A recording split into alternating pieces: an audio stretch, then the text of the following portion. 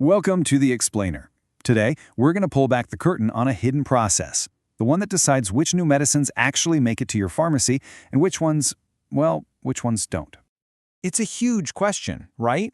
And it's one that regulators, like the FDA, have to tackle every single day, especially when you're talking about a powerful, brand new drug that could potentially save lives.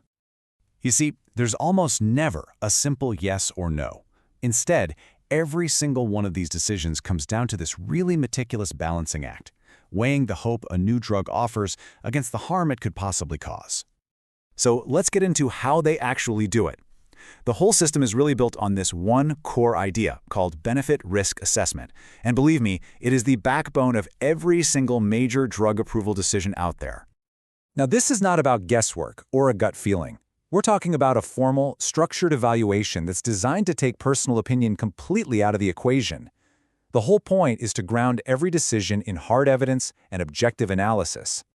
Okay, so what are regulators actually putting on these symbolic scales? What are they really balancing?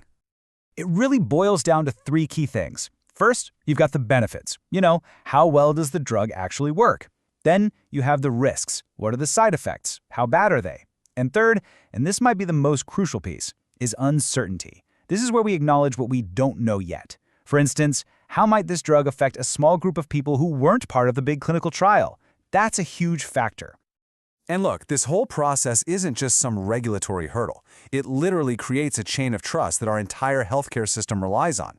I mean, when patients are kept safe, public trust in medicine grows. And that trust, in turn, helps create clearer guidelines that push drug companies to develop better, safer medicines right from the very start.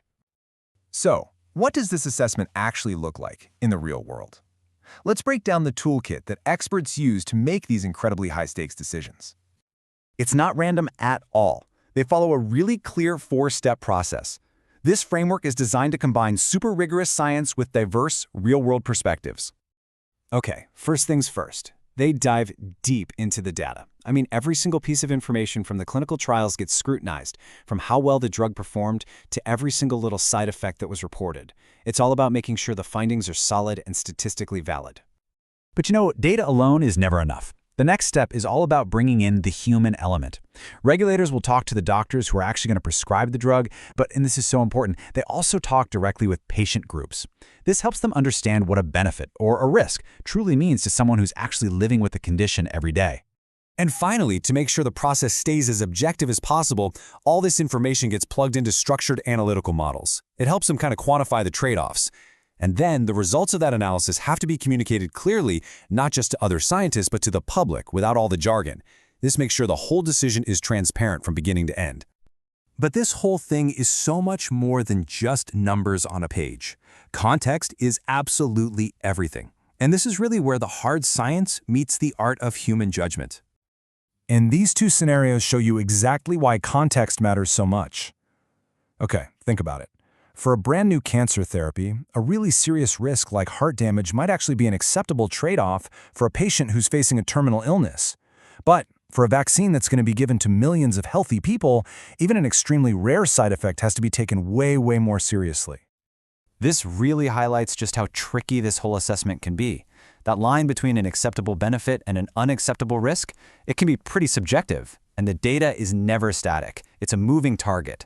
What we know about a drug on the day it gets approved can look totally different after it's been used by millions of people for 5 years. So where is this critical process headed? How is it adapting to our crazy, rapidly changing world of medicine? Well, one of the biggest changes is looking beyond the perfect, controlled world of a clinical trial.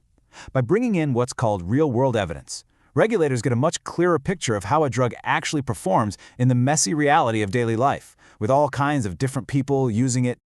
Technology is also giving this field a massive boost. Super powerful tools like machine learning and AI can now analyze these huge data sets from millions of patients. They can spot subtle safety signals or benefits that would have been completely invisible to a human just a decade ago. It's a game changer.